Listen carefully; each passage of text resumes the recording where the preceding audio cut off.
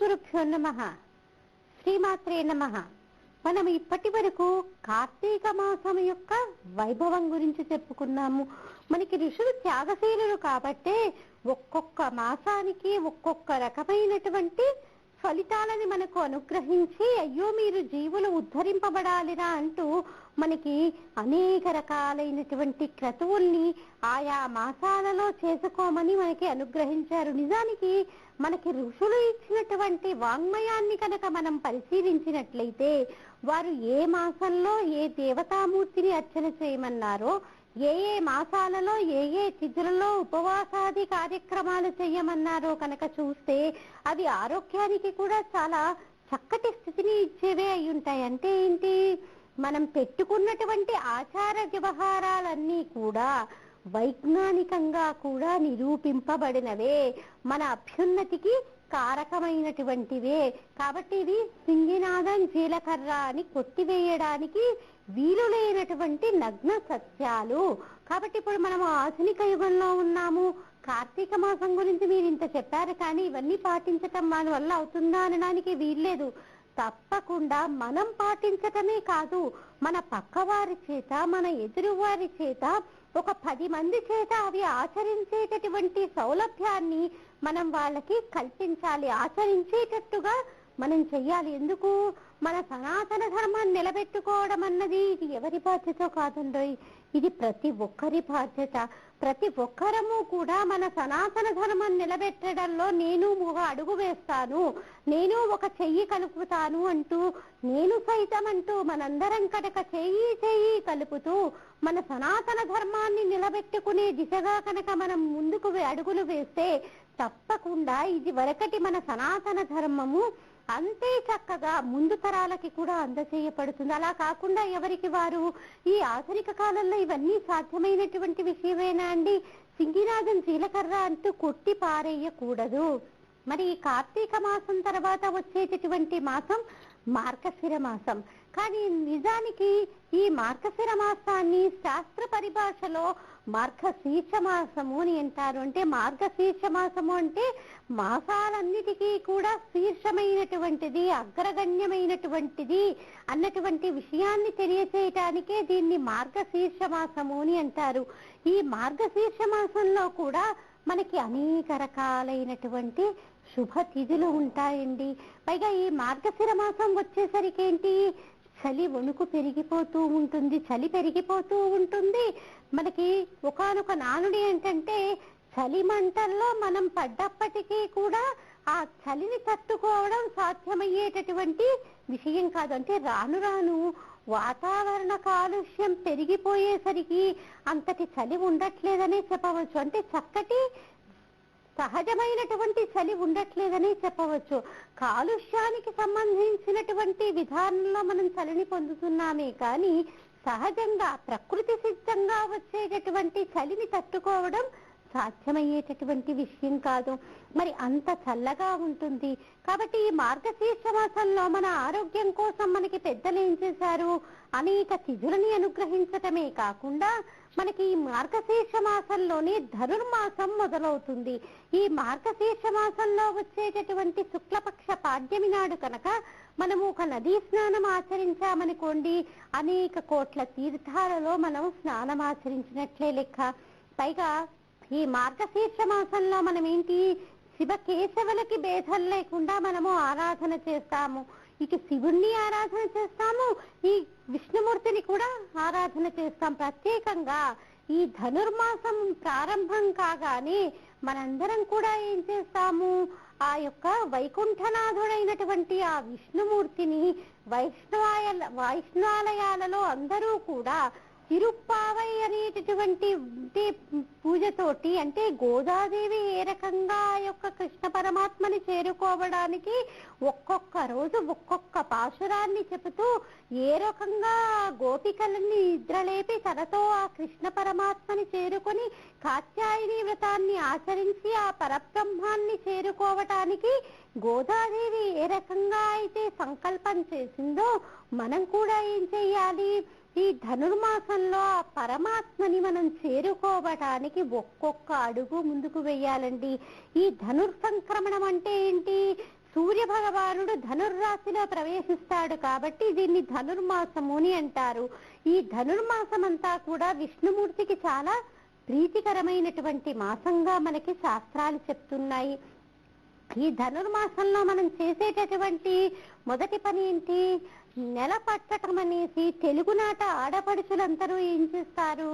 ధనుర్మాసం మొదలైందంటే December 16వ తారీఖు నుంచి మళ్ళీ మనకి సంక్రాంతి పూర్తయ్యేంత వరకు కనుమ రోజు వరకు కూడా ధనుర్మాసం నెలపట్టటమని మనం నిలబట్టి ఈ నెల రోజుల పాటు వివిధ రకాలైనటువంటి ముగ్గులన్నీ మనము ముంగిట్లలో వేస్తూ ఉంటాం. కానీ అది ఇప్పుడు మనకి ఒక సినిమాలకి లేకపోతే పల్లెటూళ్ళకే పరిమితమైపోయిందని చెప్పుకోవచ్చు. ప్రతి ఒక్కరూ కూడా ఏమనుకుంటున్నాము, అబ్బా మనకి ఇప్పుడు వేసే ఓపిక ఎక్కడుంది బాబు అంటూ ప్రతి ఒక్కరం కూడా మన ఆచార వ్యవహారాలని మనం వెనక్కి నెట్టేస్తూ ఉన్నాం. ఈ రంగవల్లులు కూడా ఎలా తీర్చిదిద్దుతారండి? రకరకాలైనటువంటి ముగ్గులు వేస్తూ ఉంటారు. పక్షుల ముగ్గులు, నెమళ్ళ ముగ్గులు, చిలుకల ముగ్గులు, అలాగే గీతల ముగ్గులు, పద్మాల ముగ్గులు, రకరకాల ముగ్గులు వేస్తూ ఆ ఇంటి ముత్తైదువులు ఎంతో ఆనందాన్ని పొందుతూ ఉంటారు. స్త్రీలందరూ కూడా ఈ ముగ్గులు వేయటంలో ఎంతో ఆరితేరి ఉంటారు. పైగా ఈ ముగ్గులు కూడా దేంతో వేస్తారు? బియ్యం పిండితో వేసేవారు. ఇలా బియ్యం పిండితో వేయటం వల్ల ఏంటి? ఒక రకంగా ఈ ధనుర్మాసం చాలా గొప్పనైనటువంటి మాసం కాబట్టి సర్వ జీవుల యొక్క అభ్యున్నతిని కూడా మనం చూడాలి. కాబట్టి ఇలా బియ్యం పిండితో మనం ముగ్గులు వేయటం వల్ల చీమలు, ఏవైనా చిన్న చిన్న పురుగులు అన్నీ కూడా బియ్యం పిండిని తిని బతికేటటువంటి అవకాశం ఉంటుందంటే ఒక రకంగా వాటికి మనము జీవనాన్ని మనము అందచేస్తున్నాము. అలాగే ఈ బియ్యం పిండితో రంగవల్లులు తీర్చిదిద్దిన తర్వాత వాటిపైన గొబ్బెమ్మలను పెడతారు. ఆవు పేడతో చేసినటువంటి చిన్న చిన్న గొబ్బిళ్ళని దానిపైన పెట్టి వాటిని పసుపు కుంకాలతో అలంకరించి వాటి చుట్టూ కూడా కన్నె పిల్లలు తిరుగుతూ ఉంటారు. కన్నె పిల్లలు తిరుగుతూ చామంతి పువ్వు వంటి చెల్లెల్ని ఇయ్యవే, తామర పువ్వు వంటి తమ్ముణ్ణి ఇయ్యవే, ముగలి పువ్వు వంటి మొగుణ్ణి ఇయ్యవే అంటూ ఆ యొక్క గొబ్బిళ్ల చుట్టూ కూడా తిరుగుతూ ఎంతో ఆనందంగా ఈ పండుగని జరుపుకుంటారు. ఇది ఒక రోజు 2 రోజుల పండుగ కాదండోయ్, నెల రోజుల పాటు. అంటే ఈ యొక్క ప్రయత్నం మనకి ఎప్పుడు మొదలవుతుంది? డిసెంబర్ 16వ తారీఖున మనం ధను సంక్రమణం మొదలైనప్పటి నుంచి కూడా ఈ ప్రయత్నాన్ని మనం మొదలెడతాము. ఇంకొక రకంగా కనుక మనము ఆలోచిస్తే గోదాదేవి ఆ కృష్ణ పరమాత్మని చేరుకునేటటువంటి ప్రయత్నంలో కాత్యాయని వ్రతాన్ని ఆచరిస్తూ రోజుకొక పాశురం చొప్పున ఆ పాశురాన్ని పాడుతూ గోపికలందరినీ కూడా నిద్రలేపి కృష్ణ పరమాత్మతో చేరుకోవటానికి కాత్యాయని వ్రతాన్ని చేసింది. కాబట్టి ఈ గొబ్బిళ్ళని మనము గోపికలుగా చెప్పుకుంటూ మనము ఆ రకంగా కూడా, అంటే గోదాదేవి ఏ రకంగా అయితే కృష్ణ పరమాత్మని చేరుకోవటానికి ప్రయత్నం చేసిందో, పరబ్రహ్మాన్ని చేరుకోవడానికి ప్రయత్నం చేసిందో, మనం కూడా ఈ ధనుర్మాసము మార్గశీర్షము కాబట్టి, అంటే మాసాలన్నిటిలోకి కూడా శీర్షమైనటువంటి గొప్పనైనటువంటి మాసం కాబట్టి ఈ మాసంలో మనము మొదలు పెడతాము. ఈ మాసంలో మొదలుపెట్టి అది ఎప్పటికి పూర్తవుతుంది? పుష్యమాసంలో మనకి సంక్రాంతి రోజుకి అది పూర్తవుతుంది. అప్పుడు గోదాదేవి రంగనాథుల యొక్క కళ్యాణం జరిగి దానితో అది పూర్తయిపోతుంది. కాబట్టి ఒక రకంగా పరబ్రహ్మాన్ని చేరుకోవడానికి చేసేటటువంటి ప్రయత్నాల్లో ఈ యొక్క ముగ్గులు వేయటం కూడా ఒకటండి. నిజానికి లక్ష్మీదేవి మనము ఈ ధనుర్మాసమే కాదండోయ్, ప్రతి నిత్యము కూడా ఏదైనా అశౌచం ఉంటే తప్పితే ప్రతి నిత్యము కూడా మన ఇంటి ముందు రంగవల్లులు తీర్చిదిద్దుకుంటాం. పెద్ద ముగ్గులు కాకపోయినా మనము ఇంటి ముందు ముగ్గు గీత లేకుండా ఇంట్లో నుంచి బయటికి వెళ్ళడం ఎందుకు? అది అశుభానికి సంకేతంగా మనం భావన చేస్తామంటే ఇప్పుడు ఈ అపార్ట్మెంట్ల కల్చర్ వచ్చిన తర్వాత ముగ్గు అంటే ఇప్పుడు ముందు ఉన్నటువంటి తరాల వారికి అసలు తెలియదని చెప్పవచ్చు. కాబట్టి ఈ ముగ్గు వేయటం వల్ల ఏం జరుగుతుంది? అసలే చలికాలం, శరీరంలో ఉన్నటువంటి అవయవాలన్నీ కూడా ఎంతసేపు వెచ్చదనాన్ని కోరుకుంటూ ఉంటాయి. అలా వెచ్చదనాన్ని కోరుకుంటూ ఉండటం వల్ల ఏం జరుగుతుంది? శరీరంలో కండరాలు ఎక్కడికక్కడ పట్టుకొని పోతూ ఉంటాయి.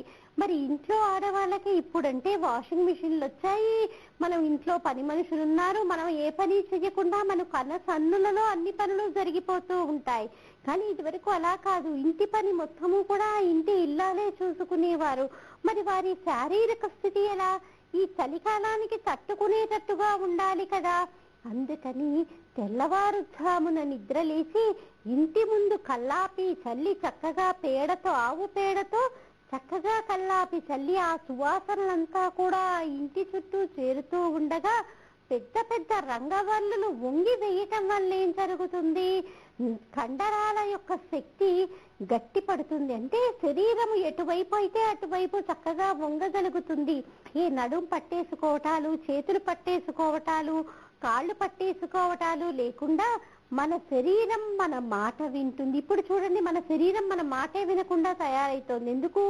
ఇలాంటి సంప్రదాయాలన్నిటినీ కూడా మనం వదిలేసాం కాబట్టే మన శరీరం మన మాట వినకుండా తయారైంది. కానీ ఇది వరకు చూడండి, వాళ్ళు 90 ఏళ్ళు వచ్చిన వాళ్ళు కూడా ఎంతో చక్కగా వాళ్ళ పనులు వాళ్ళు చేసుకోవటమే కాదు, 10 మందికి వండి పెట్టగలిగేటటువంటి స్థితి వారికి ఉండేది. మరి ఈ రకంగా ఏం చేస్తాం మనము? రంగవల్లులు తీర్చిదిద్దడం వల్ల మనకి ఆరోగ్యం కూడా వస్తుంది. పైగా ఏంటి, లక్ష్మీదేవి మన ఇంట్లోకి రావాలి అంటే మార్గశిర మాసము, ఈ ధనుర్మాసము అనగానే లక్ష్మీనారాయణ ఇద్దరికీ కూడా ప్రీతికరమైనటువంటి మాసమే.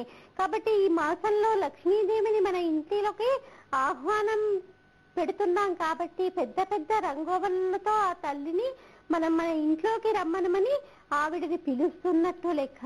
అలాగే ఒక లక్ష్మీదేవిని కాదండో, శుభాల పరంపర మన ఇంటిలోనికి రావాలి అంటే తప్పకుండా మనం చేయాల్సినటువంటి పని ఏంటి? ఇంటి ముందు ప్రతి నిత్యము కూడా మనం ముగ్గు వేసుకోవాలి.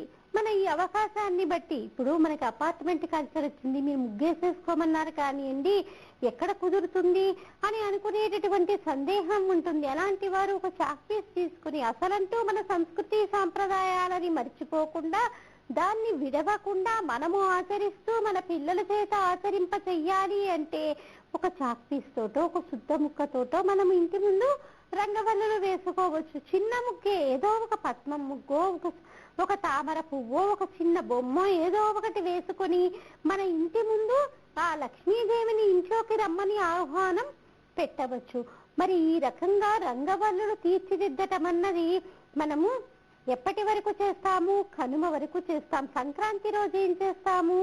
సూర్య భగవానుడు ధనుర్రాశి నుంచి మకర రాశిలోనికి ప్రవేశిస్తాడు కాబట్టి ఆ సూర్య భగవానుడిని మన ఇంట్లోకి ఆహ్వానిస్తూ రథం యొక్క తాడుని మన ఇంట్లోకి వేసుకుంటాం. అలాగే రథసప్తమప్పుడు ఏం చేస్తాము? ఇక ఆయన యొక్క తీరు మారిపోతుంది, ఆయన యొక్క గమ్యం మారుతోంది కాబట్టి ఆ సూర్య భగవానుడి యొక్క రథాన్ని బయటికి లాగుతామంటే ఒక రకంగా మనకి అందరి దేవతల్ని, 3,000,000 దేవతల్ని ఆరాధన చేస్తూ ఒక్కొక్కరికి ఒక్కొక్క ప్రీతికరమైనటువంటి రంగవల్లులని మనం మన ఇంటి ముంగిడలో తీర్చిదిద్దుతూ ఉంటాము. మరి ఈ ముగ్గులన్నీ వేసిన తర్వాత సంక్రాంతి వచ్చేసరికి 3 రోజుల పాటు మనము పండుగను చేసుకుంటాం. తెలుగునాట ఇది చాలా పెద్ద పండగ అండోయ్. ఈ పండక్కి కొత్త అల్లుళ్ళని వాళ్ళు వాళ్ళ ఇంటికి పిలుస్తూ ఉంటారు. ఇంటికి పిలిచి అరిసెలనిస్తారు. వారి ఆర్థిక స్థితిగతులకి అనుగుణంగా వచ్చినటువంటి అల్లుడికి బహుమానాలు అందజేస్తూ ఉంటారు. ఇలా బహుమానాలు ఇచ్చి దీన్ని అల్లుళ్ళ పండుగ అని కూడా అంటారంట. ఎందుకు? కొత్తగా వివాహమైనటువంటి అమ్మాయిని, అల్లుడిని ఈ పండక్కి పిలుస్తారు కాబట్టి దీన్ని అల్లుళ్ళ పండుగ అని కూడా అనే అవకాశం ఉంది. కాబట్టి ఈ సంక్రాంతి అనేది తెలుగునాట చాలా పెద్ద పండగ. ఇది 1 రోజు 2 రోజులు కాదండోయ్, 3 రోజుల పాటు మనము చేసుకుంటాము. మొదటి రోజు భోగి. ఈ భోగి అనేసరికి ఏంటి? ఇది ముఖ్యంగా మనకే కాదండోయ్, వ్యవసాయం చేసేటటువంటి రైతులకి చాలా గొప్పనైనటువంటి పండగ అండి. నిజానికి ఆ రైతన్నల మీదే కదండి మనందరం కూడా బతకగలుగుతున్నాము. వారు ఎంతో కష్టపడి వాళ్ళు పంట పండిస్తున్నారు కాబట్టి వారు పండించినటువంటి గింజలను తిని మనము శక్తిని పొంది ఏ కార్యక్రమమైనా చేయగలుగుతున్నాం. నిజానికి మనం మన రైతులకి ఎంతో రుణపడి ఉన్నామండి. ప్రతి ఒక్కరం కూడా ప్రతి నిత్యము కూడా మనం ఆ రైతుల్ని తలుచుకోవలసింది. ఎందుకు మనం 4 మాటలు చెప్పుకోగలుగుతున్నామంటే వారి యొక్క చలవే. వారు లేనిది మనకి ఆ ధాన్యపు గింజల్ని పండించండి మనకి తినడానికి కానీ, మనకి శక్తి రావడానికి కానీ, మనం ఒక పని చేయడానికి కానీ ఏది ఉండదు కదా. కాబట్టి ప్రతి ఒక్కరం కూడా ఆ రైతన్నకి కృతజ్ఞతలు చెప్పాల్సిందే. ముఖ్యంగా వీళ్ళకి పంట కోతకి వచ్చేటటువంటి సమయం, కోతకి వచ్చి మార్గశిర మాసము, పుష్యమాసంలో ఏంటి భోగి సమయానికి వాళ్ళ ఇంటికి చేరుతుంది. కాబట్టి రైతుల యొక్క ఆనందానికి అంతే ఉండదు. కాబట్టి మనము పట్టణాల్లో కంటే కూడా పల్లెల్లో ఈ సంక్రాంతి శోభని చాలా బాగా చూడవచ్చండి. ఈ సంక్రాంతి భోగి రోజు 3 రోజుల పండుగ అన్నాం కదా. మొదటి రోజు భోగి. ఈ భోగి రోజు ఏం చేస్తారు, భోగి కుండల ముగ్గు అని. మనం భోగి కుండల ముగ్గు వేయటమే కాదు, ఆ రోజు మనం ఏం చేస్తాము, చిన్న పిల్లలైనటువంటి వారికి భోగి పళ్ళు పోస్తాము.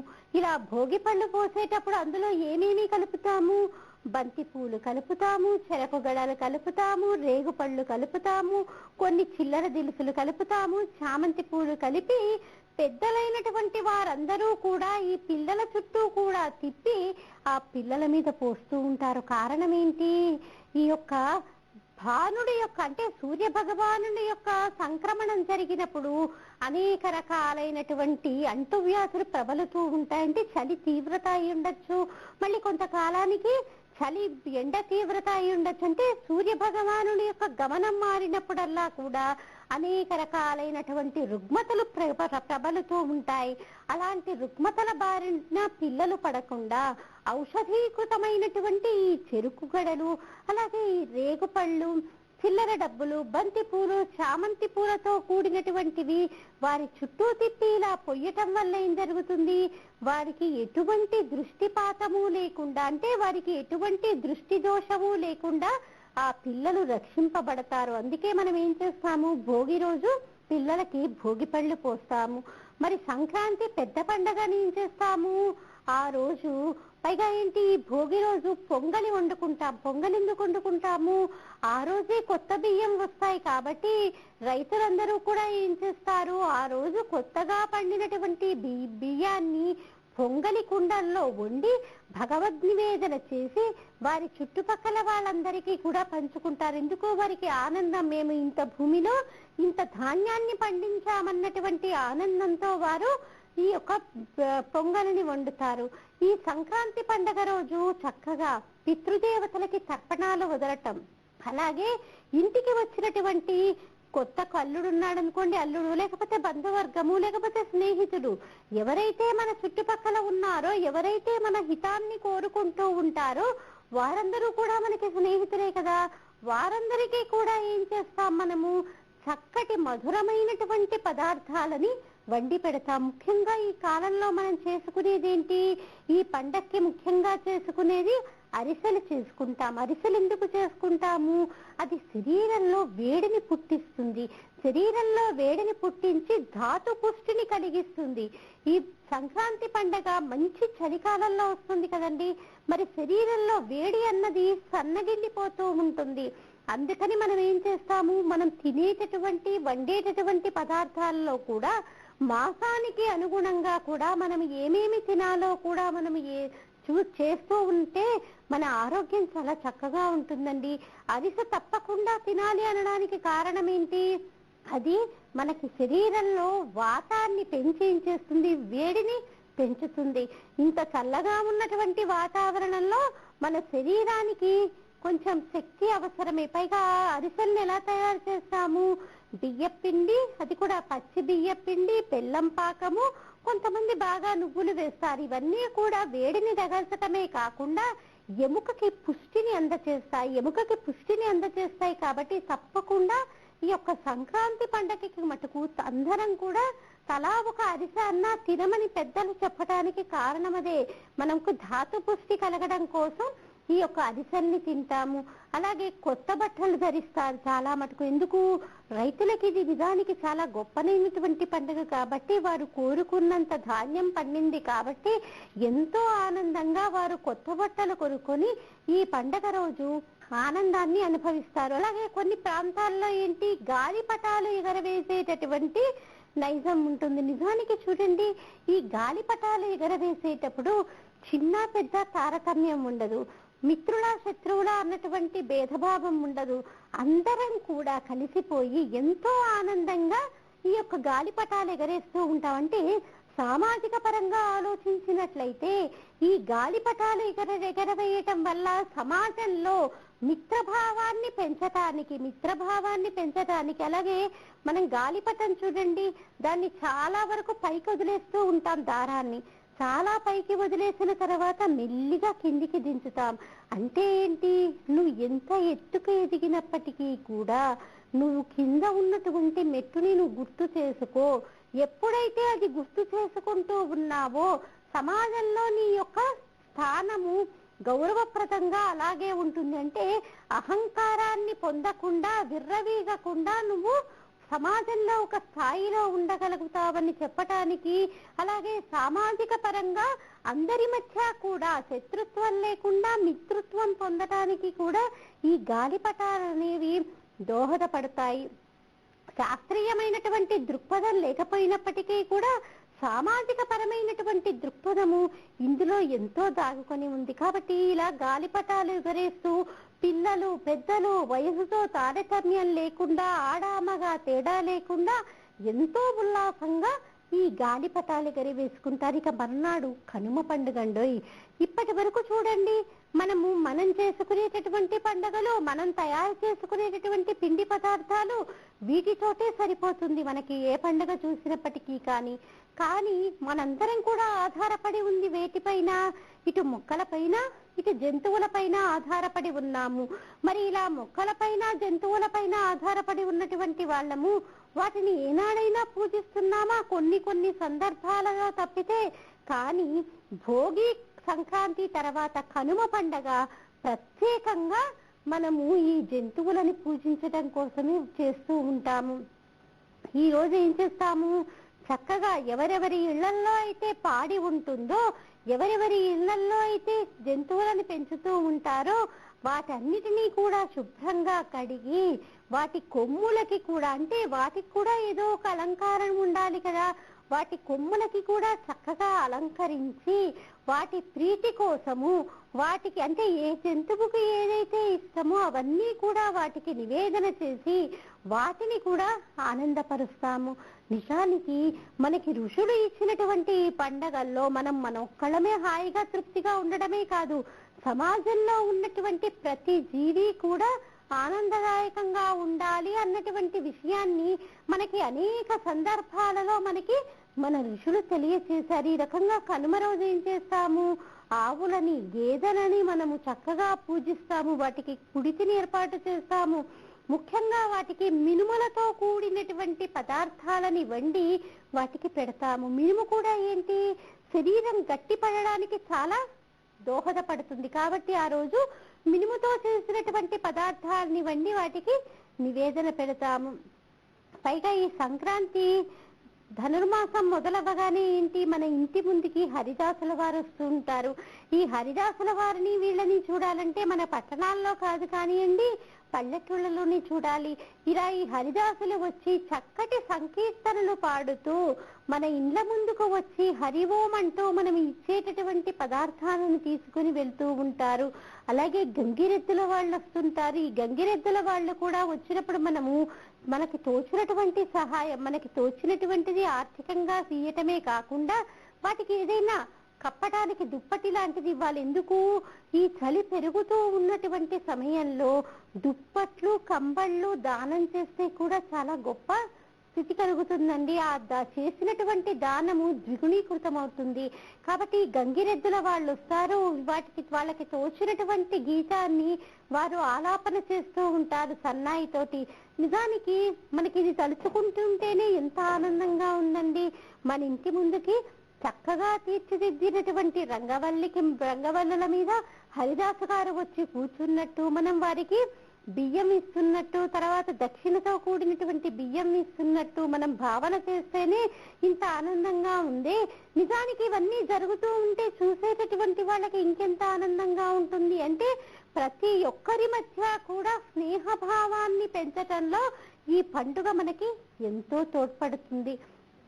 అలాగే ఈ గంగిరెద్దులు వాళ్ళు రావటం ఏంటి, పైగా ఏంటి కొన్ని ప్రాంతాల్లో కోడి పందాలు వేస్తూ ఉంటారండి. అంటే ఈ మధ్య మన యొక్క కోర్టు వాటిని సమ్మతించటం లేదు, కానీ సర్వజీవుల యందు సమానత్వాన్ని చూస్తూ ఒక జీవిని హింసించటం ఏంటి అన్నటువంటి ఉద్దేశంతో మన కోర్టు దానికి సమ్మతించటం లేదు. కానీ కోళ్ల పందాలు జరుగుతూ ఉంటాయి, పొట్టేలు పందాలు జరుగుతూ ఉంటాయి.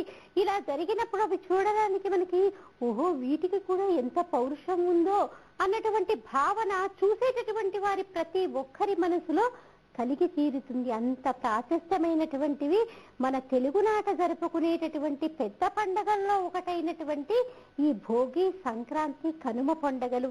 కాబట్టి మనం ఈ పండగల్ని శాస్త్రీయ దృక్పథంతో, పైగా మన ధర్మం ఎలా కూడా చెబుతుందో, సనాతన ధర్మం ఎలాగ చెబుతుందో ఆచరిస్తూ మనము ఆచరించటమే కాదు, మన ముందు తరాల వారికి కూడా ఇంతే భద్రంగా మనము అందేటట్లుగా చేస్తే కనుక మన సనాతన ధర్మం నిలుపుకున్న వాళ్ళము అవుతాము. అలాగే మనము సామూహికంగా కాత్యాయని వ్రతాలని అతి త్వరలో నిర్వహిస్తున్నామండి. ఎవరెవరికైతే వివాహం ఆలస్యం అవుతుందో, జాతకంలో వివాహానికి ఆటంకంగా దోషాలు ఏవైనా ఉంటే కనుక ఈ కాత్యాయని వ్రతాలు చేసుకోవటం వల్ల తొలగిపోతాయి.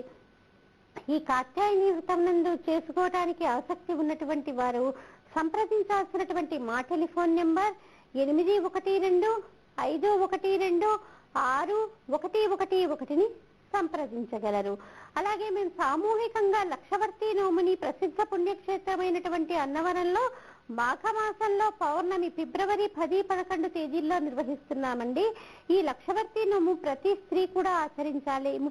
55 సంవత్సరాల పైబడినటువంటి స్త్రీలు, ఇతరత్ర ఆరోగ్య కారణాల చేత గర్భసంచి తీసివేయబడినటువంటి స్త్రీలందరూ కూడా ఈ వ్రతాన్ని ఆచరించవచ్చు. ఆసక్తి ఉన్నటువంటి వారు సంప్రదించాల్సినటువంటి మా టెలిఫోన్ నెంబర్ 8125126111ని సంప్రదించగలరు. ఇంకా దీనికి సంబంధించినటువంటి విషయాలని మళ్ళీ మన కార్యక్రమంలో తెలుసుకుందామమ్మా. స్వస్తి.